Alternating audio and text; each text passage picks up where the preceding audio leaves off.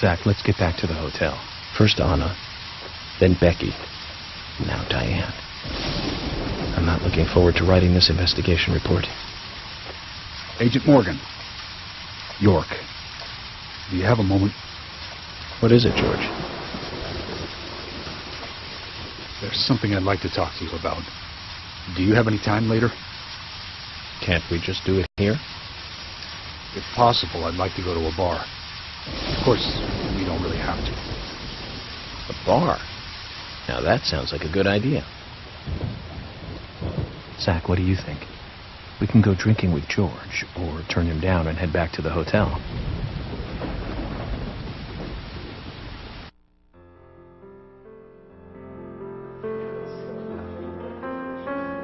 George, that scar on your cheek, where did you get it? This? Didn't I tell you?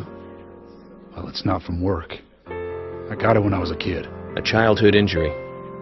Tree climbing? I used to get a few scrapes myself climbing the big tree in our backyard.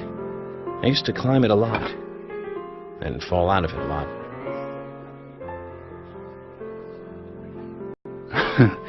This wasn't anything like that, though. It was my mother. She did it. I'm sorry, George. Don't worry. It's ancient history. The world is flooded with unreasonable violence. The strong overpower the weak, adults over children, men over women, and criminals over their victims.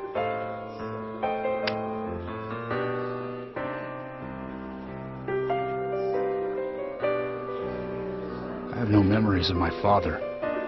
He left before I knew him. My mother would hit me every time I asked why. And it didn't stop there. If I ate too slow, left my shoes scattered around, TV volume too loud, she found reasons to hit me bad. The worst was what she called the tree punishment. She'd whip my back with these thin tree branches like a whip. Please, Mama, I won't do it again. That hurt, Mama. I'm sorry, please. I'm sorry.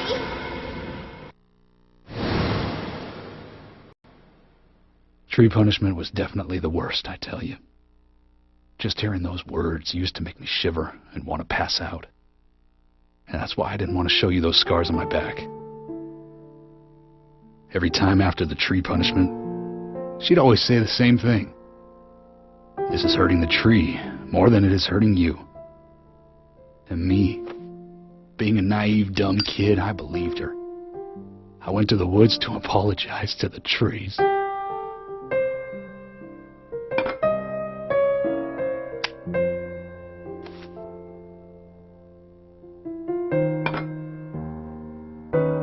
I kept asking myself, why is she hurting me this way? I thought long and hard about it. In the end, I just figured I'm weaker than her. That's why. It's the law of Mother Nature at work. The strong eat the weak. But now, you have the power to protect the weak. That's right. Perhaps I should thank my mother for guiding me into this line of work.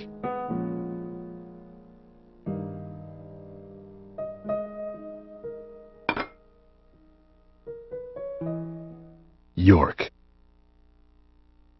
I've been an arrogant fool, haven't I? And if it weren't for me, both Becky and Diane would still be alive. I could have saved them both. You know, it's almost like they died because of me. You're out of your mind. I invited you to this bar for a drink. But I guess this bar is my confession chamber, and I wanted you to listen. And to tell you, well, you must already hate me for causing all these problems, not following your orders. York, I'm sorry. I'll follow your orders from now on. You'll have my total cooperation. George, you've been as cooperative as you can be. You even invited an FBI guy to a bar for drinks. You've done a good job protecting this town. And the folks here respect you for that.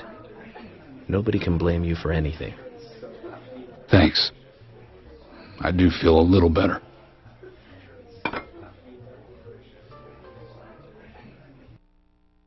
Since we're here, why don't you talk to a few other people? I'll just finish off my drink. Let me know before you leave, okay?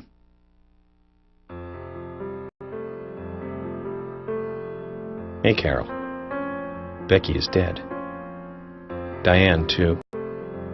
We've got Nick in custody as a suspect. Nick didn't do it. I know. Carol, you took a locket from Diane, didn't you? A locket with this mark on it.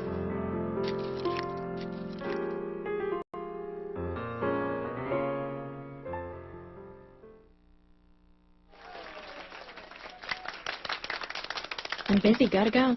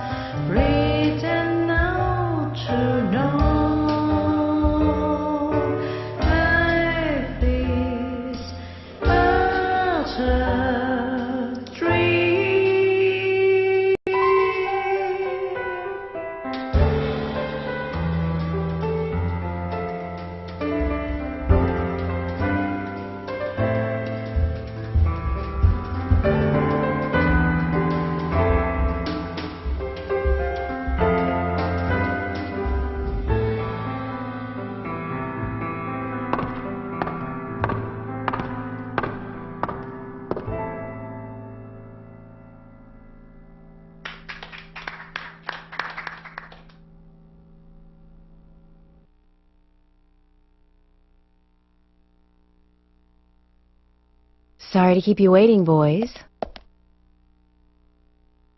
Sack. Emily is already a goddess of the forest.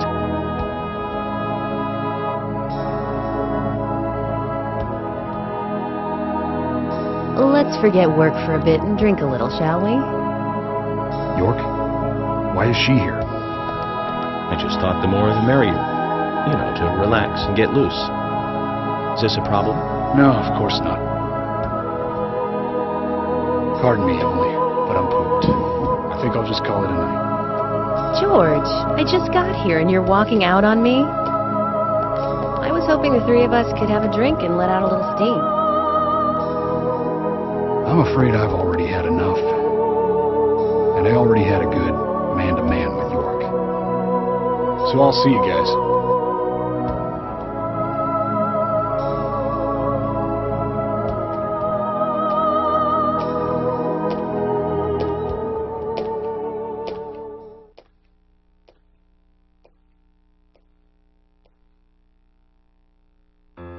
I think George likes you, but he's avoiding you all at the same time. How astute. There's a reason? Nothing worth going into. It's a thing of the past.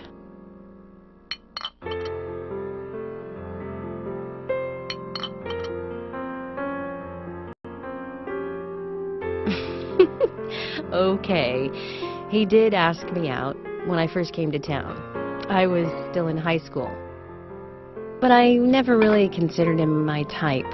And there's the age gap thing, too. I respect him, of course. I wouldn't have taken this job otherwise. So, did you move to this town alone? Of course not. I came with my parents. Tell me about them then. Sure, why not? My dad dealt in stocks in New York. He was hardly at home when I was a kid, always working. Those pieces of paper were far more important to him than I was. Which is no different now, really. I don't see much of him. My mother? Totally different story. A wonderful person that I still respect. She was always kind and understanding. Not only that, but she would always help me find my way. She could be fierce, too, scolding me if I took a wrong step. We had our battles, sure, but all in all, she was a wonderful mother. Past tense? Yeah, she's gone now. Cancer, just before I graduated high school. She gave this to me just before she died. I take it with me wherever I go. It's what I treasure most. I'm sure she's very proud of you.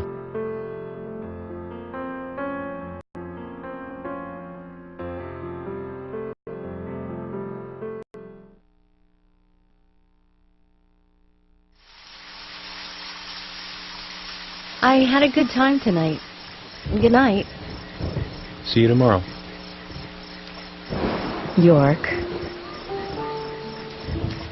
Yes.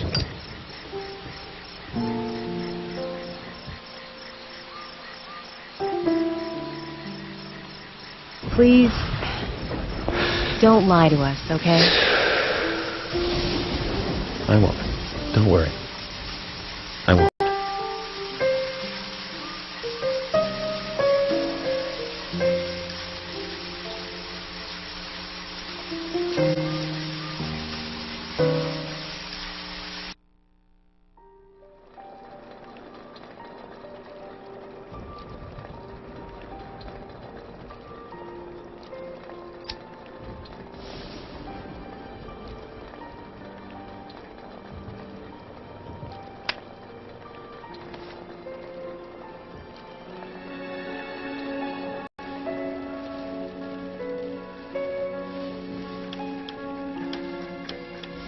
Zach, let's go over our progress. From what Olivia told us, and the sketchbook we found at Becky's house, Nick and Diane became our primary suspects. There were a couple of reasons for this. First, Becky gave the missing locket to Diane. Also, Nick has no alibi for when Anna and Becky were killed. We followed Nick to the art gallery, which led us, unfortunately, to our third victim. The third victim, Diane, was strung up in the entrance hall of the art gallery. Her hands were tied and a knife was sticking out of her chest. However, there was a marked difference from the previous crimes. Do you remember what that was, Zach?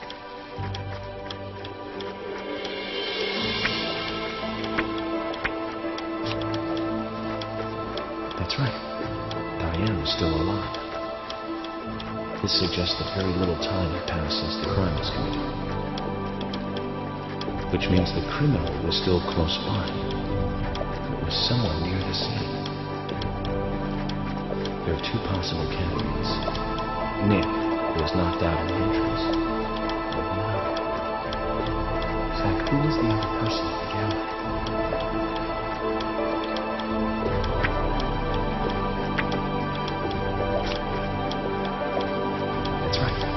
Casey.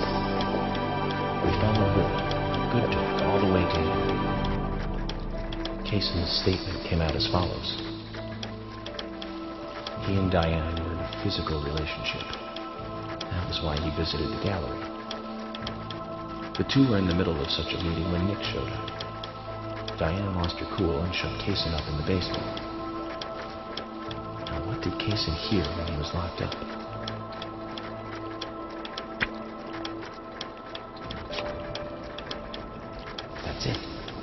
sound of boots passing by. Nick was wearing boots that day, which means it was likely that Diane met with Nick in her room.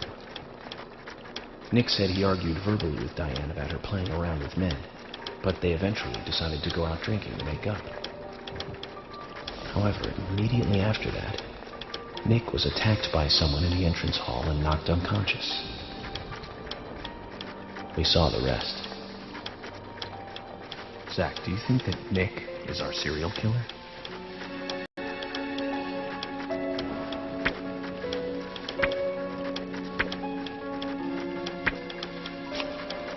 Me too. Plash's sent in a report too. He found a large volume of red seeds in Diane's stomach. This confirms her as a victim of the raincoat killer. Remaining leads. There's the locket, which is in Carol's possession, the man with the tattooed back, and the upside-down peace sign. There's a lot left to answer.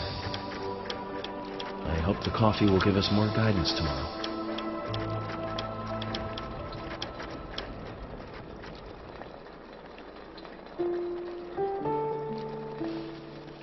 Zach, what did you think about George pouring his heart out? I was surprised. It's the end of a monarchy. Called him York instead of Agent Morgan.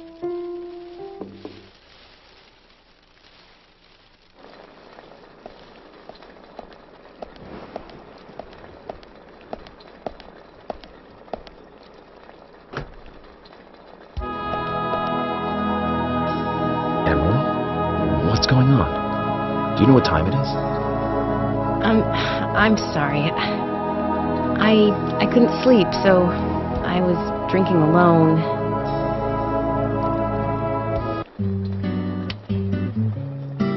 My mother was a very kind woman. She always smiled so brightly. Baked cakes and cookies every day. She'd say that I needed the sugar because I spent so much time thinking. My father was always quiet. We never talked much. He was a federal agent, just like me. And he was hardly ever at home. The only words he ever had for me were harsh ones. I had a vivid imagination, and I remember he once said this to me. There are plenty of crazy things in this world. You don't have to go dreaming them up. And it's my job to make sense out of them. One day you'll understand what I'm saying.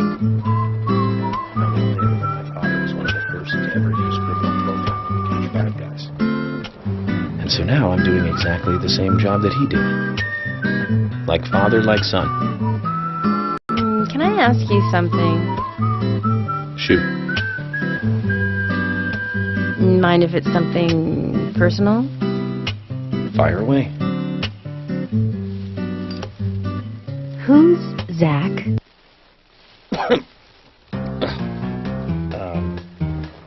Zach is a friend of mine. Oh, so you do have friends. Yeah. He's my only friend. What kind of person is he then?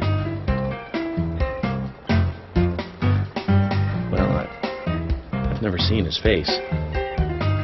But he's always with me, and we discuss everything. When did you become friends? A long time ago. Back when I was a child.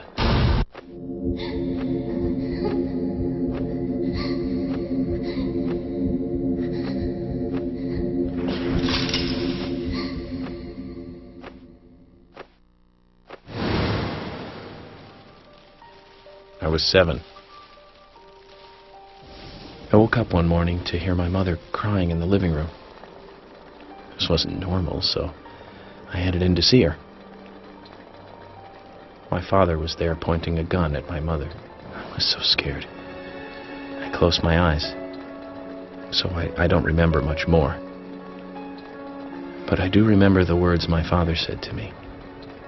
At times we must purge things from this world because they should not exist. Even if it means losing someone that you love. came back to my senses, they were both dead. He shot my mother and then killed himself. Oh, I'm so sorry. Don't worry about it. Zach's with me. It was around that time that we became friends. I'm here. I'm with you, he said. I'll be here always. We can get through this together.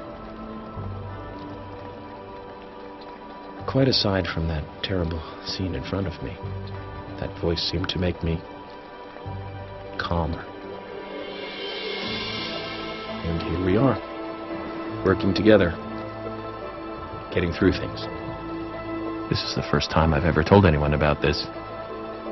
I wonder if Zach will get angry. That's a sad story. But I don't want you to take this the wrong way, but I'm sure there was a reason for what your father did. I know. I think maybe I became an agent to find out why he did what he did.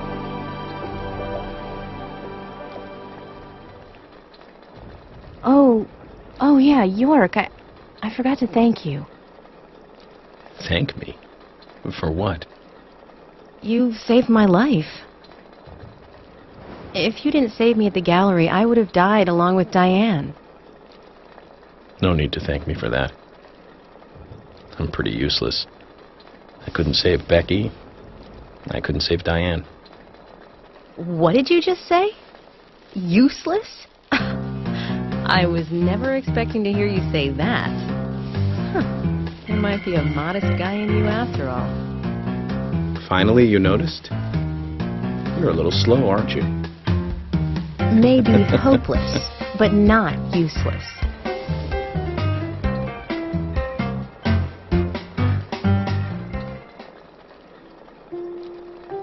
Zach, do you think Emily got home safely? Anyway, I think it's more serious of a situation than I thought. Do you remember? Our conversation with Emily. She's really interested in you.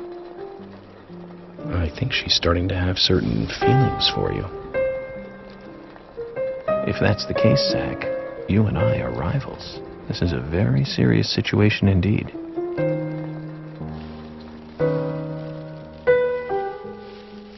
Well, if it comes to that, let it be a fair fight.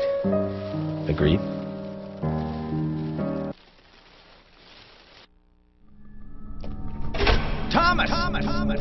Thomas!